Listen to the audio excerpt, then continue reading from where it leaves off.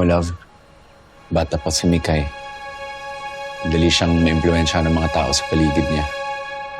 Gaya nung nangyari kagabi. Kaya iba pa rin talaga kung mahaplos mo siya.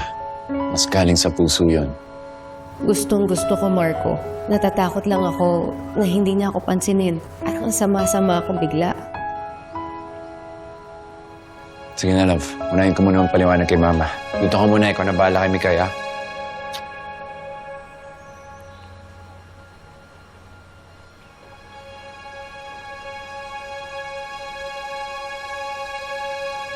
Ate, saan ka pupunta? Kung pupuntahan mo si Mikay, wala siya sa kwarto niya. Andun siya sa sala, oh. Dun.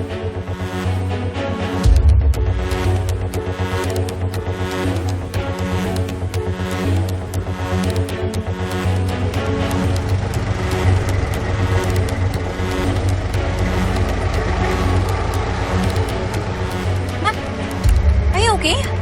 Yeah, I'm fine. Bakit may ambulansya dito? It's not for me. Para kanino? It's for your wife. Nag-usap na tayo, di ba? Sinabi ko na sa'yo na hindi aalis dito si Vanessa. Marco, you listen to me. Malala na yung asawa mo. Anong gusto mong mangyari? May mamatay dito sa bahay dahil sa mga pinagagawa niya. Di ba nagsunog siya dito sa bahay? Hindi mo ba alam nanganganib tayong lahat ng dahil niya sa asawa mo? What will it take para magbago isip mo? Wake up!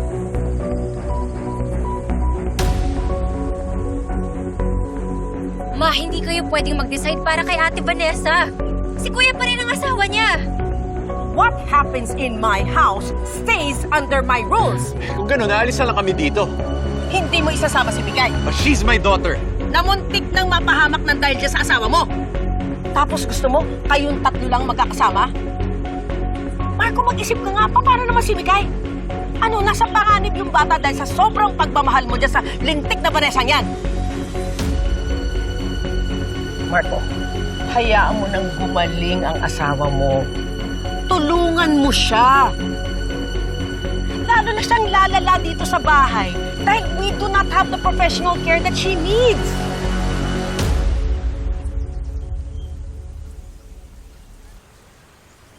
Mikay!